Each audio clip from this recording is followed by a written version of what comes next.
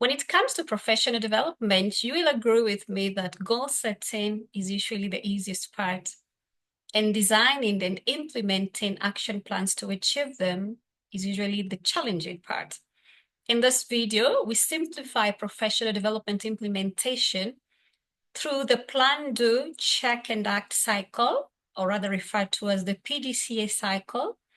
We shall also be going through some sample templates to see how the PDCA cycle can play out in professional development planning. Welcome to Security Nuggets Podcast, a professional channel that engages on security risk insights for continuous learning purpose.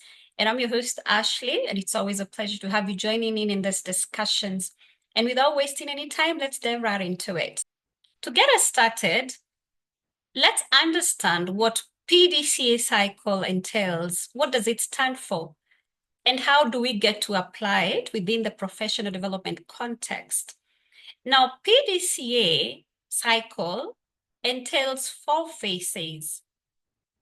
And the first phase is planning. The second phase is doing.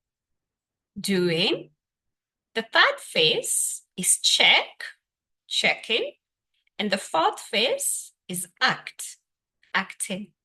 And the cycle, it's a cycle because it is in circular motion. It's supposed to be ongoing, it doesn't stop.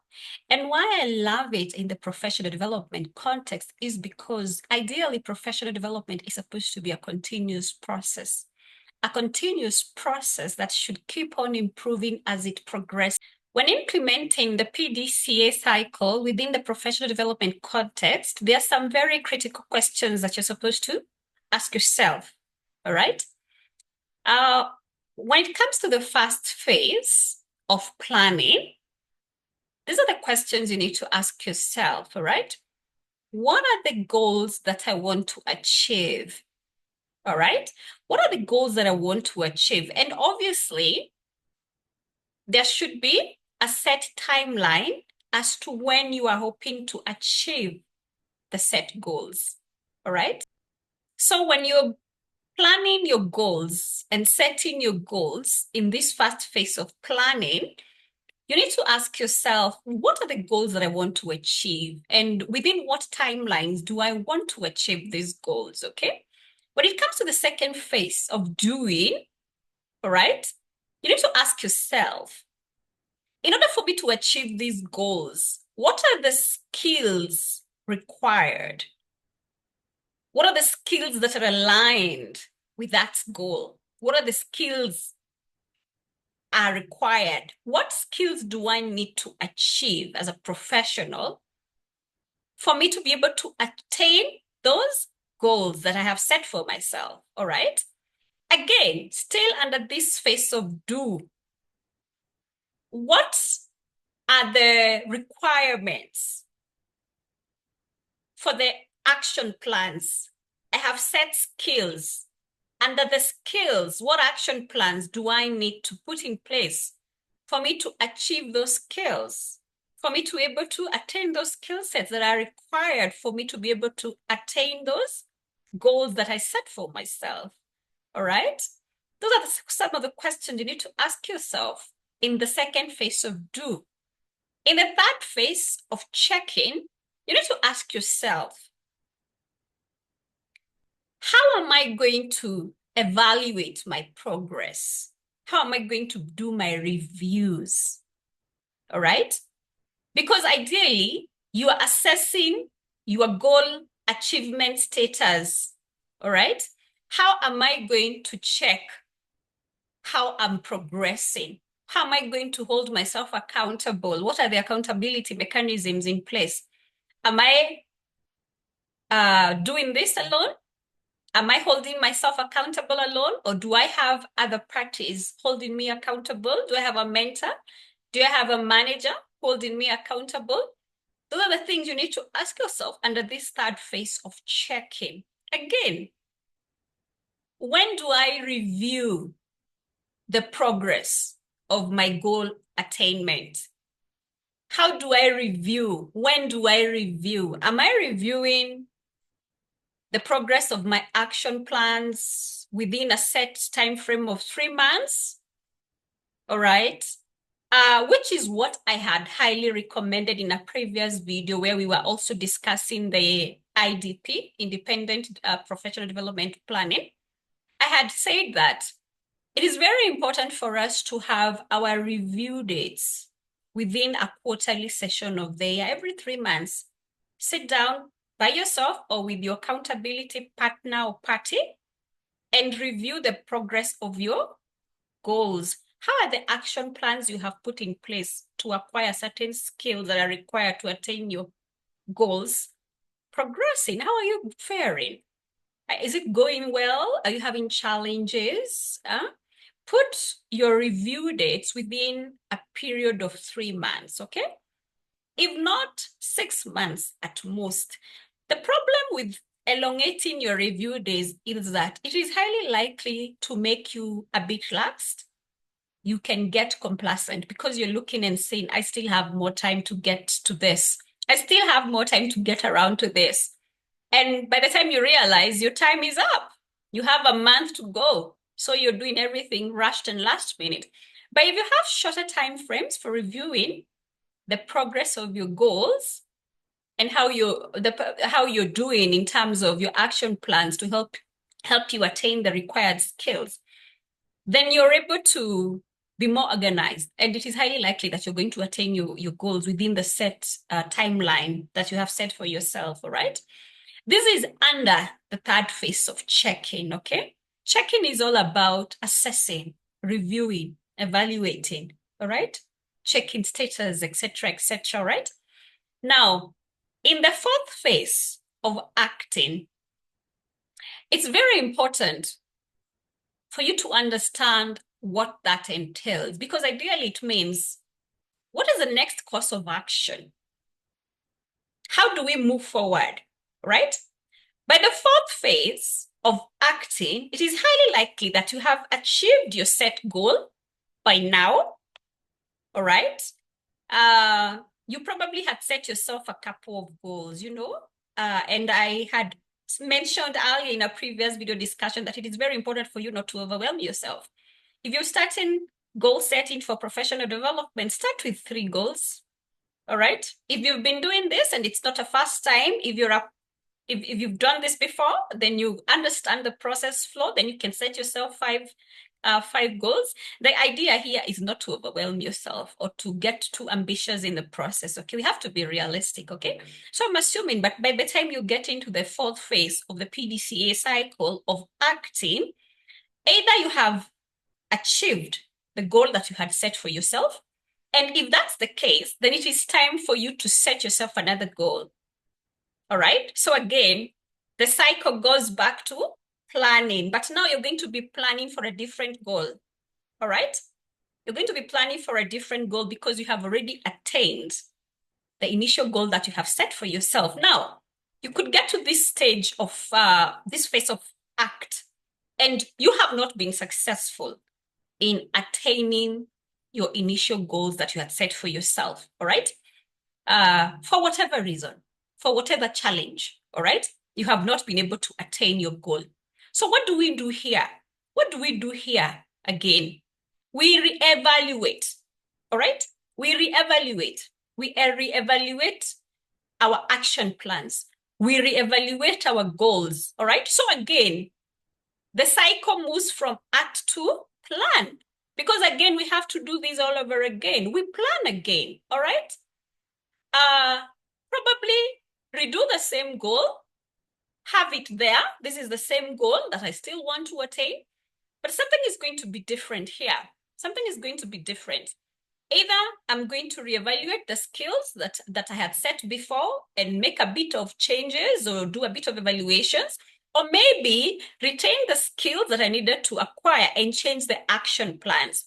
Maybe the action plans that I had put under the skills required were not favorable or were a bit challenging for me to achieve, okay? So you're going to make those changes. So again, the cycle continues. The PDCA cycle continues, all right? And that is why I like it when it comes to the professional development context, because like I mentioned, professional development is supposed to be an ongoing process. And as it goes on, as it progresses, we're supposed to see remarkable improvement, all right? So it's supposed to be an ongoing process, and it's supposed to be an ongoing process that attains continuous improvement, okay? So so the PDCA cycle helps us maintain that because it entails a circular cycle of ongoing and ongoing and ongoing process, okay? Now, I want us to look at two sample templates, okay? We're going to look at two sample templates of professional development plan that you can utilize, all right, for yourself, all right, and see how you can get to work with that sample for you to be able to plan your professional goals as you move forward. Like I said before in our previous video, and I think others, the year is still young, all right? We just clocked into March. We are still within the first quarter of the year 2025. We have 3 more quarters to go, all right?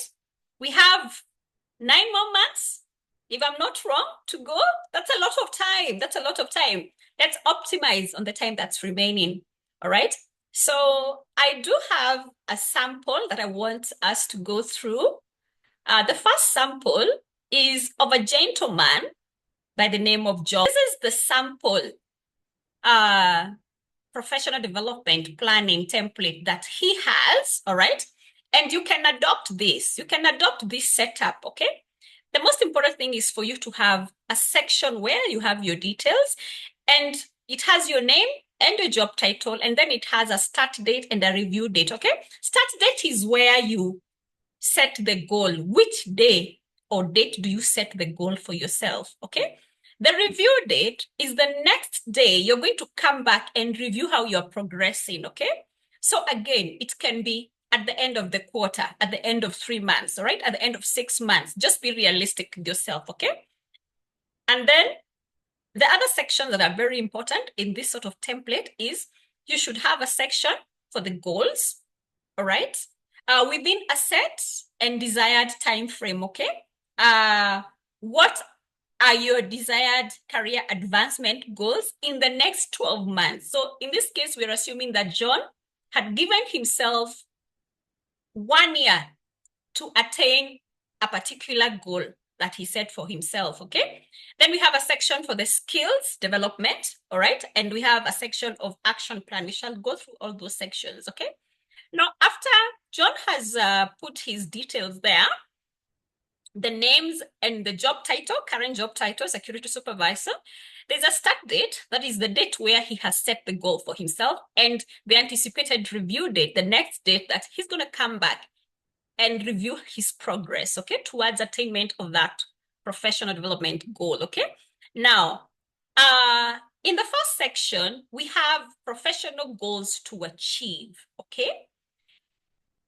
Because this is a sample, I have only enlisted 1 goal, but the list can go on, all right? We can have 3 to 5 goals in this category, okay? Now, for purposes of assimilating what I'm trying to expound on here, I have listed 1 goal, okay? A goal that John wants to achieve within that year, within the period of 12 months, okay? Which is to get promoted to a security officer position. This is the next position that is above him right now. He's a security supervisor. The next position above him is security officer, and that is what he wants to achieve. He wants to be promoted within that category, within his existing organization, okay? So now we go to the second section where we have skill development, okay? Identify the specific skills or knowledge areas, all right? Now, John needs to ask himself, for me to be able to land this promotion and be a security officer, what are the skill sets that are required for a security officer position? All right? Because they have to align. They have to align, okay? Because you can't potentially be wishing or desiring a higher position and you're not familiar with the skill sets that come with that position. all right? You need to understand the skill set that are required in the position you're looking to be promoted to, and then work towards improving the skill set that are required within that job role, all right? Now, under skill development, we need to identify the specific skills or knowledge areas, or rather, John needs to identify the specific skills or knowledge areas, okay? Now, one of the goals still stands, which is to get promoted to a security officer position. And now we have a separate column where we are going to enlist the skills. And the skills are going to align with the goal. Now, the first skill that John needs to achieve is, which is 1-1, he's supposed to seek technical proficiency with security systems, all right? He needs to familiarize himself with the security technological systems, which are very important within the next title that he's hoping to learn of the security officer position, okay? He also needs to enhance his conflict resolution skills, which have to do with problem solving, because that is a critical skill to have in a security officer position, all right? The other skill that John needs to enhance on is effective communication, okay? Because as a security officer, all right, you are basically in junior management level. So here you will be interacting with management staff and personnel or leadership. So you need to improve your communication skills. So John has put that skill there. And the 3 skills are going to align with the core goal he has, which is to get promoted to a security officer. Now we go to the next category of action plan, all right? Now in the action plan, we still have the goals, and then now we have the action plans that are supposed to align, all right? Now, under action plan, John needs to outline the activities that are going to be to help achieve the goal, all right? Now, the goal still remains to get promoted to a security officer position. Now, let's get to the action plans, okay? One of the action plans is start familiarizing with technical systems such as surveillance systems, access control system, alarms control systems, okay? Alarm monitoring system. Now, ideally, for John to be able to achieve this action plan, John needs to take on new roles. He needs to take initiative. He needs to take initiative, okay? Now, if within his organization, these security systems are already in place, there are mitigations that are already in place, maybe that organization even has a control room where these security systems are monitored from. He's going to take initiative and want to know more about them. He needs to know how they work. How do they operate? How do they detect threats? Okay? How do they help in response? When it comes to the maintenance aspect, how are they maintained? When are they supposed to be maintained? All right? How do they integrate with the various security programs they have in the organization to help the organization effectively delay, deter, monitor, and respond to target threats, all right? So that is how John can play these out, all right? Now, if for one reason or another, some of these technical security systems are not within that organization, John will take an initiative and look outside the organization, okay? He will look outside the organization. He will probably start a course, a technical security systems course with an organization that is providing those sort of trainings, all right? He will also take initiative and start doing his own personal research through the open source, open sources via the internet, and is going to better understand when it comes to surveillance systems, what types of surveillance systems are there? What constitutes a surveillance system? What are the equipments or components that make a surveillance system? How are surveillance system maintained? How are they monitored? Etc., etc. All right. So he's going to look at all the options available to him. All right. With the goal of enhancing his proficiency as far as technical security systems are concerned. All right. Now, the second action plan has to do with the skill of enhancing conflict resolution. All right. Now, John requires to train on de-escalation and problem-solving skills. All right. As a security officer, he's going to have a team under him. All right. And ordinarily, when you're working with a team, when you're supervising a team under you, you're working with different employees. All right. And as when a team is working together, conflict arises. As someone in that position of security officer, it's very important for you to know how you can resolve those conflicts amicably in a professional manner, okay? And how you can de-escalate issues so that they don't escalate, all right? Again, outside of your team, all right? How do you handle clients when there's conflict, all right? And how do you handle clients in a professional manner where issues are not escalating and getting out of hand or control, all right? When there are potential threats to do with things like protest and etc., how can John, as a security officer, when he gets that promotion, handle such a threat scenario of protests? How can he de-escalate such a situation from getting out of hand? I'm just giving an example, okay? So again, John will seek external help here. He's going to look at courses that provide de-escalation and problem-solving skills. All right. He's going to do his own research and access as much credible information as possible so that he can expose himself to better de-escalation techniques and styles. All right. Now, the other action plan was to improve on his communication. Okay. Now, one of the things that he needs to do is to improve on his report writing skills. All right.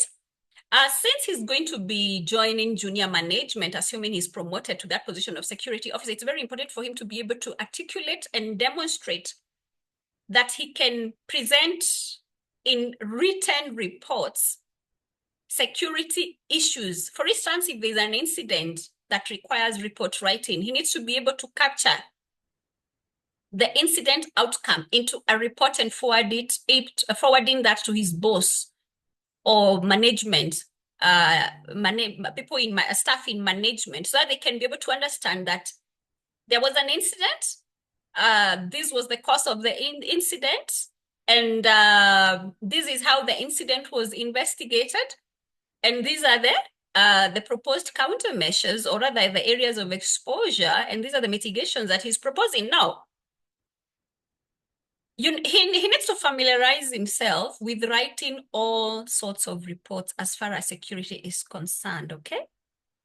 And again, he can expound on the action plan and also seek to improve on his speaking and public speaking skills, because sometimes he may have to present something in front of his bosses and do a presentation by way of speaking. So he needs to do that confidently. That's it for the template. It had 3 sections. It had the goal section, it had the skill development section, and the action plan. You can say that it's quite simple and direct and to the point. You can adopt such a sample template, or you can create a sample yourself that's easy to use, as long as it captures those critical sections, okay? It captures your details. It captures the start date of your goal setting and the review date of when you're going to be reviewing the progress. It captures the goal that you intend to achieve. It captures the skill development, which skills are required, and they should be aligned to the core goal you want to achieve. And it captures the action plans, which also should align with the goal through the skill development, okay? Those are the most important critical parts for you to have.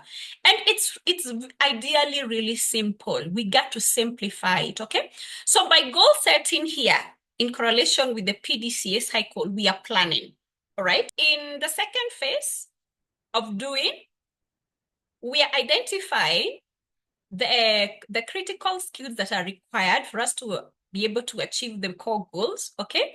And we're also identifying the critical action plans that we need to design for us to be able to attain those skills that are required for us to achieve the core goal. I hope you're getting my point here, right? So we are doing, and again, we are also checking by having that review date when we are supposed to next have a sitting with ourselves and review progress. We are checking our progress. We are checking how we are doing. We are checking how we are progressing with the different action plans, okay? Now, if by the end of the timelines, which is 12 months that John has given himself, if by the end of those 12 months, John is not promoted to a security officer within that organization, John will require to reevaluate that goal. All right? Maybe there is no room for growth within that organization to that position that he wants. So he will have to reevaluate the goal and probably change it to, instead of getting promoted to a security officer within that organization, he may have to readjust that goal to seek job opportunity elsewhere, seek job opportunities, or job searching for security officer role. So he will have to look outside his organization, all right? And again, use the same flow where he has to get the skills right that are required for that role and get the action plans right, okay? If by the end of the 12 months that he had set himself to achieve that goal, he has been promoted, then that's a good thing, okay? And what will happen is that he will act by introducing another goal within his PDCA cycle or professional development planning, okay? He will give himself another goal. He will give himself another goal, all right? Maybe in the skills that were required for that position of security officer, he has not fully familiarized himself with all the skills proficiently. He feels that there are still areas of improvement, so he will reevaluate and continue attaining those core skills that are required in that security officer position so that he can be better at the job after that promotion, okay? Now, it's very important for us again here to leverage on personal assessments, all right? So that when you're looking at the required skills that are supposed to align with your core goals, you're not wasting time paying more attention to areas where you're good at. You should only pay more attention to areas that you're weak, areas of deficiency, areas that you need reinforcement. All right. Again, I will go back to that initial conversation we had when we were doing the IDP video discussion of independent development, independent professional development planning. We mentioned the aspect of doing your own professional self-awareness. You're doing an awareness of yourself. You're establishing your strengths, your weaknesses, your opportunities, and your threats, so that you can know which are the areas that you're good at and which are the areas you're not good at, all right? And you can also establish what are the available opportunities within you for you to leverage on, all right? And for the strengths, you are already good at that, okay? Identify the skills that are required for the core goal that you have set. If you're strong in those skills, then you don't need to waste your time trying to improve on them because you're already good at them. You only pay more attention to the weak points, the areas where you feel you need reinforcement, you need to be good at, all right? Now let's look at the second sample template. So in this sample template, We're going to look at another professional called Jane. Jane is currently a security manager, and one of the goals that she's hoping to achieve within a period of 12 months, within a year, that is to find another better opportunity. All right? It is highly likely that Jane wants to access a better job opportunity because she's probably feeling underpaid where she is for the value that she's probably bringing to the organization. So she's seen that it's time to make that transition and move into a job with better working conditions and pay package. Or maybe she doesn't have a problem with the pay package or salary. The issue here has to do with the environment she's working on. Maybe it's toxic. She's not feeling happy there. So it's time for her to make that transition now. That is her core goal, to find another better job opportunity. Now, she's going to have a start date of when she is putting that goal into action and a review date when she's going to come back and do a review assessment of the progress she's making to attain that core goal, okay? Now, the second section of skill development, Jen needs to identify what are the skills she requires, skills that are going to help her speed up the process of attaining that core goal of getting a better job opportunity. Now, the goal still remains to find a better job opportunity, but the skills here vary. I'm just giving examples, all right? And remember, the skills vary per professional, okay? If Jen had good networking skills, then that skill would not have to feature here, all right? But I'm putting it here because I'm assuming she needs to improve on her networking skills, and networking is going to put her out there and open her up to better opportunities, okay? And help her engage around the right circles for her to be open to better job opportunities within the industry. And the second skill set is brand visibility skills, all right? In this era that we are in, things are digital. And if you're a professional who's out there and you're not leveraging on getting yourself out there as a brand and getting visible out there, then you need to reevaluate that decision, because right now, if you want to be marketable in the industry, people need to know who you are and what you do. Organizations need to know who you are, what you do. That's how you become more attractive to potential employers and recruiters, okay? So that is a skill that I put there because it will help. A better brand visibility will help Jane attract recruiters out there and potential organizations. And I also put job interview skills as a prerequisite to attain that better job opportunity goal because, all right, Jane may have it all figured out, but if she walks into an interview and flops in that interview, then she's not going to be getting anywhere, all right? So there needs to be that balance that is achieved. There needs to be that balance that is achieved. She needs to be all-rounded and preparing effectively for upcoming interviews that are going to help her get a better or access a better job opportunity is going to be a good thing. She needs to definitely improve or polish up her job interview skills. And again, she needs to get certified if she's already not certified, all right? I put that there, assuming she's not certified as a security professional, okay?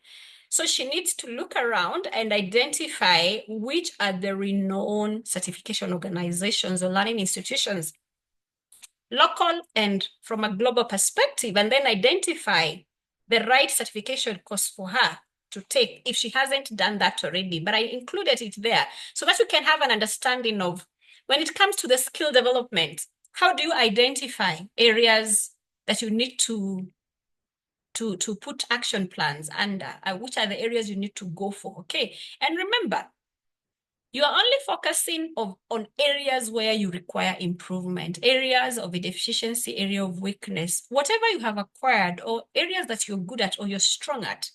You don't waste your time on those areas, because what you do is you take advantage of your strengths to get to the next level, okay? And only improve on your weaknesses, all right? And try to avoid some of the threats that may be hindering your growth as a professional, or maybe hindering attainment of some of the critical goals that you're having, okay? This is in relation to, again, professional self-awareness, which we mentioned in a previous video conversation where we were doing the IDP plan, the independent professional development planning, okay? And now, these are the action plans that Jane needs to put in place.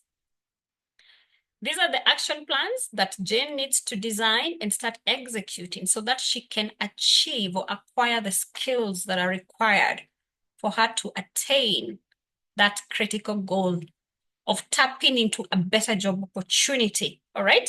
Now, one of the action plans is to optimize on the LinkedIn profile account, okay? So John needs to make sure that her LinkedIn profile is looking attractive.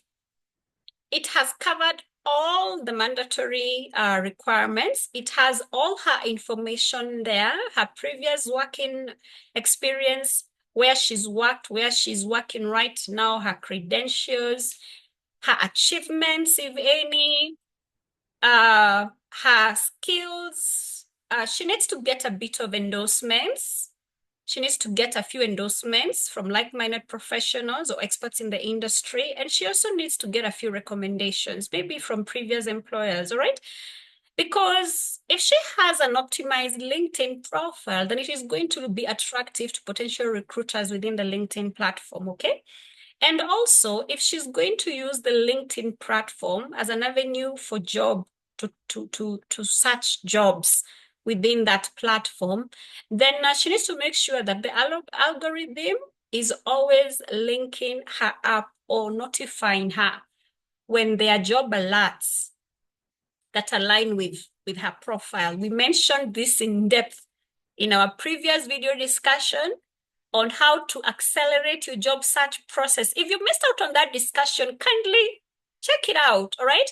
Because it is lengthy, and for a good reason, because it covers 6 critical strategies for professionals within the job search market. Maybe there are areas where you're neglecting and you need to improve on or pay more focus on so that you can pace up the process of you landing into a job opportunity within the industry. And the other action plan that is in Jane's professional development plan is to join a professional association, okay? If Jane can identify a good professional association, the advantage of joining a professional association is that, one, it will expose her to more like-minded professionals within the industry, all right? And it's highly likely that she will quickly know where there are job vacancies in the industry, all right? Because a lot of professional associations prioritize on their members when there are job vacancies. Or if the member is an organization, when they are looking for potential candidates to fill certain positions within the organization, they will first prioritize members within the association, okay? Because they know that since that is a professional they are part of, they will tap into credible members and members who are within that professional association, okay? So they are also tied within the values and ethics and standards within that professional association, okay? So that might be a good thing to do, to add as an action plan for Jane. Again, the professional associations, a lot of them are facilitate and spearhead conferences and workshops, which is the third action plan that we have put there. So Jane will also be able to access industry conferences and workshops when they arise, and that will give her an opportunity to learn more These are avenues that provide you with the opportunity to learn more, to get exposed, to familiarize herself with the upcoming trends and technology within the security industry, upcoming practices and standards within the industry, and that's a good thing. And because it elevates her skills, okay? And the other action plan is to take a certification course. If she is not already a certified security professional, she needs to take a certification course. If she has been certified, then she may not put that there. But I've just used this for context purposes, just to give you an idea of how you can make yours, okay? How you can prepare your professional development planning in a simple manner without making it seem too complicated. Because I think it's very important for us to demystify professional development planning, okay? Because when you talk of professional development, it seems a bit complex, okay? Like I said when we started off, goal setting is very easy for us. I mean, you say, I want a better job opportunity. That's very easy for you to say, I want to get a promotion. I want to access a better pay package. I want to acquire new skills so that I can be able to better deliver in my organization or to my clients. If you are a service provider working with consumers, I want to transition to a different domain. I'm in physical security. I want to transition to cyber security. Those are easy things to do. Or I want to expand my skills and be conversant with the cyber security domain. Those are things you say right off, about you're like, I want to do this. I want to do this. It's very easy for you to goal set. It's the easiest part to say that this is what I want. But for you to achieve it, how do you achieve it? That's another thing, because it requires you to identify the critical skills that are required, aligned to that goal you're citing, and to go ahead and design action plans that align with those skills you need to achieve, those skills you need to acquire. You need to design the appropriate action plans for that. And after that, even after designing it and putting it all in paper, like the sample template that we've just gone through, the hardest bit becomes executing, you following through on the plan. And that wraps up our discussion today. And I hope that you have found it valuable. And as we wrap up on the discussion of professional development, I'm hoping that over the last sequel video discussions we've had in relations to the topic of professional development, you have really gained insight. You have really gained insight moving forward to help you map out a course of action in reference to your professional development, all right? So that you can be able to set your goals.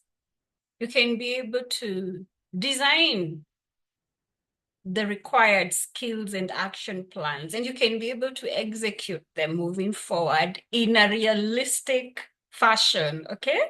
Without feeling too overwhelmed, all right? And by the end of the year, when you look back and review the goals you set for yourself and the progress you've made so far, I really hope that you'll be proud of yourself, okay? I really hope that you will say that it was worth it doing it, okay? And I want to thank you for keeping me company in this discussion. Thank you for listening in, all right? If you liked the context of what we discussed, kindly like and share. Subscribe if you haven't done that already. I'll appreciate it, okay? And until our next video discussion, thank you for watching and goodbye for now.